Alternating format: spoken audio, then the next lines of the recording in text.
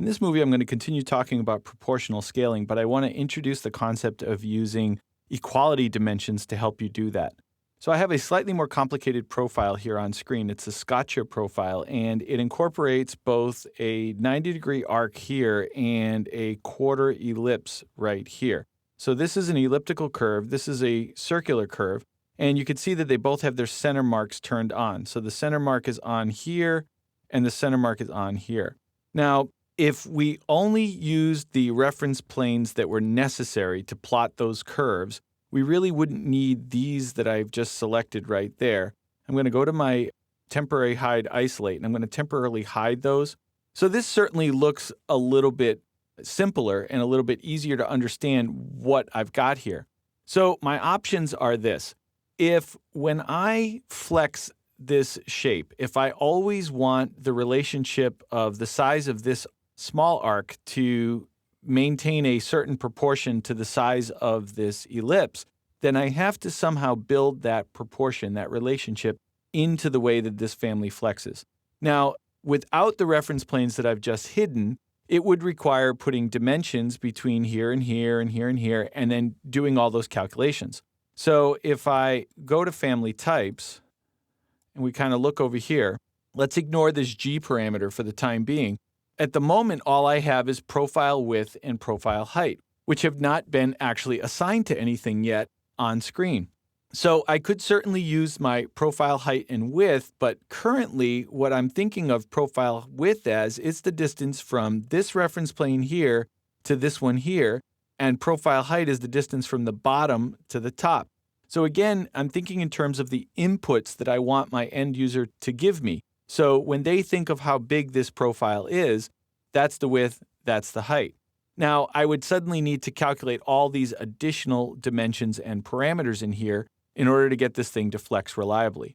Now, let's go back to this G here. What is G? Why do I have it there? And what about those reference planes that we've hidden? So you can kind of see a little hint right here with these two formulas. So let me cancel out of there for a moment. Let me reset the temporary hide isolate. G is basically the distance between two of these reference planes, or G just stands for grid for me. So what I've done is I've created a grid in here, a 3x3 grid of reference planes. Now, the relationship, if you look in family types that I'm looking for, is actually 2.5 in this direction and 3 in this direction. So the height equals 3 grid squares, but the width only equals 2.5. And you can kind of see that there's this additional reference plane here that's halfway between those two. So it starts to get a little bit more complicated now because I would have to have a parameter to keep that one in the center and, keep all these other ones at thirds and so on. I can do it all with formulas, and I could put in the numbers and I could have those parameters. But don't discount the fact that you have equality dimensions. So all you have to do is label the grid once in each direction. So I'm going to put a dimension here for the first square of the grid in this direction and for the first square of the grid in this direction. And I'm going to take both of those dimensions and label them with the G parameter, which is already set to 0.1. So you'll see that nothing flexes, it just sort of applies that parameter.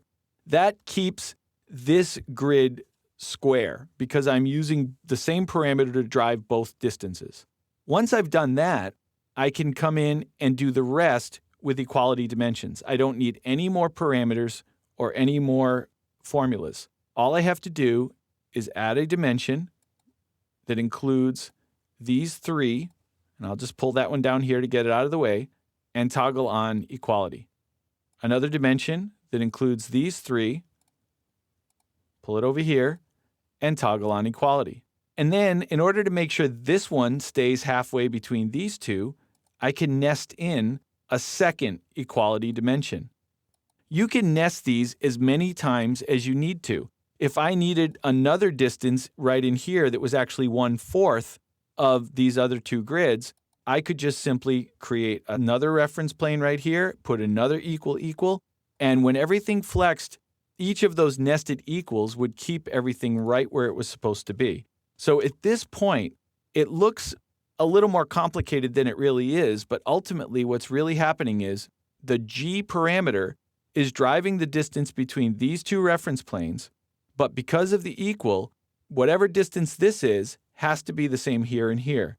And then likewise in this direction. This distance is being driven by g, but because of equal, this one and this one also has to be the same. And then the nested equal says that this is half and half.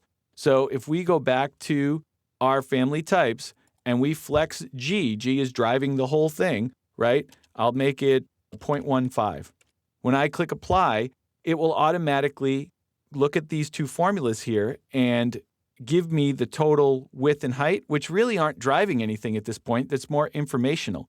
But when I click apply, notice that everything flexes. Frankly, I don't really need these two parameters at all because right now they're actually not driving any geometry. I just put them there for information. My user can type in if they want to. If they said they wanted the height to be 0.5, when they type it in, notice that it does the calculations based on these two formulas and figures out what g needs to be. And when I apply, it will adjust it. If I want the height to be 0.25, when I apply, everything gets smaller. But the key thing to keep in mind here is the proportion of these two curves is being maintained, and I'm able to input either the size of g, the overall width, or the overall height, and all three of those are now tied together because of the way that I wrote the formulas and because of the equal. So a lot of times using the equal can save you the trouble of having to create lots of extra parameters and lots of extra formulas. So don't rule that out. Like sometimes you get carried away making formulas once you learn how to do it, but keep in mind that there's always a way to simplify things, and using the equal can be a great tool toward that end.